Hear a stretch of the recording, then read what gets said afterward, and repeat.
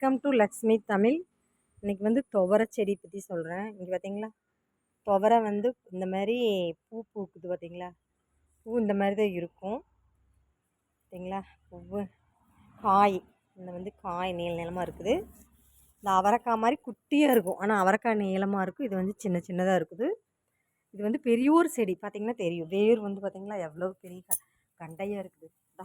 வேர் வந்து எவ்வளோ பெரிய கண்டையாக இருக்குது பார்த்தீங்களா. வேர் வந்து அப்படியே எவ்வளோ பெரிய வந்து இந்த மாதிரி மரம் மாதிரியே ஆயிடுச்சு. மரம் மாதிரியே ஆயிடுச்சு பார்த்தீங்களா. பெரிய ஒரு மரம் மாதிரி ஆயிடுச்சு. அதில் நிறைய காய் பிடிச்சிருக்குது. ஒரு சுமார் எவ்வளோ வரும்னு தெரில, எத்தனை கிராம் வரும்னு தெரில. அதெல்லாம் எடுத்தால் தான் தெரியும். நான் அன்றைக்கி வந்து இந்த செடி பற்றி தான் சொல்லியிருந்தேன். நான் பூ வந்தால் காய் வந்தால் காமிக்கிறேன்னு சொன்னேன்.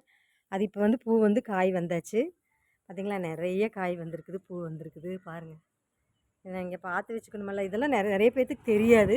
தெரிஞ்சவங்க தெரியட்டும், தெரியாதவங்களுக்கு தான் இந்த மாதிரி சொல்லி தரலாமில்ல. துவரை பருப்பு மட்டும் நம்ம சாப்பிட்டுட்ருக்குறோம், அது எப்படி வருதுன்னு தெரிஞ்சுக்கலாமில்ல. அதுக்கு தான் இந்த வீடியோ சரிங்களா. இது நம்ம எடுத்து காஞ்ச பின்னாடி இந்த காயை எடுத்து அறுவடை செஞ்சுட்டு மண் செம்மண் இருக்குது இல்லையா, அந்த செம்மண்ணை வந்து இந்த பயிரெல்லாம் எடுத்து செம்மண்ணை போட்டு குழப்பி ஒரு இது மாதிரி கீழே போட்டு ஒரு மேலே மூடி வச்சிடுறது. மூடி ஒரு நாள் விட்டு அடுத்த நாள் எடுத்து வெயிலில் காய போட்டுருவாங்க. காய போட்டு அப்புறம்தான் இந்த இதை வந்து அரைப்பாங்க. அதாவது ரெண்டாக உடஞ்சும் இல்லையா, முழு துவரை வந்து ரெண்டாக உடைக்கிறது. இந்த மாதிரி தான் செய்வாங்க அறுவடை.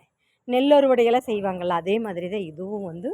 ஆனால் இது வந்து மண்ணில் குழப்பி போட்டு இந்த மாதிரி காய போட்டு அப்புறம் உடைக்கிறது தான். மிஷினில் கொடுத்து உடைக்கலாம்.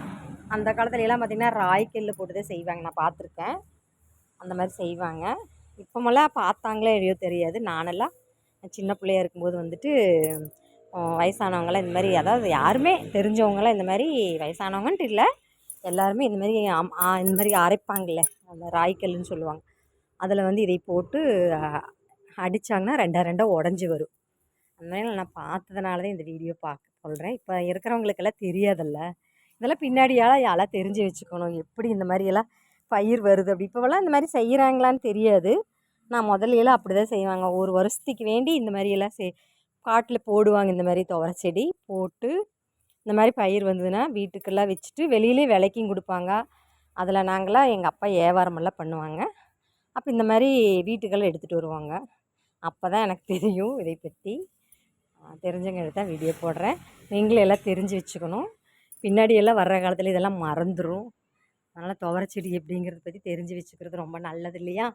ஒவ்வொரு செடியை பற்றி தெரிஞ்சு வச்சுக்கணும். நம்ம எங்காவது போனாலும் இதை பற்றி தெரிஞ்சிட்டோம்னா ஈஸியாக நம்ம சொல்லிக்கலாம்ல, பின்னாடி வர்றவங்களுக்கெல்லாம் சொல்லித்தரலாம். சரி, இந்த வீடியோ பார்த்ததுக்கு தேங்க்யூ. பிடிச்சிருந்தால் லைக் பண்ணுங்கள், ஷேர் பண்ணுங்கள், கமெண்ட் பண்ணுங்கள், சப்ஸ்கிரைப் பண்ணுங்கள் மறக்காமல். தேங்க்யூ.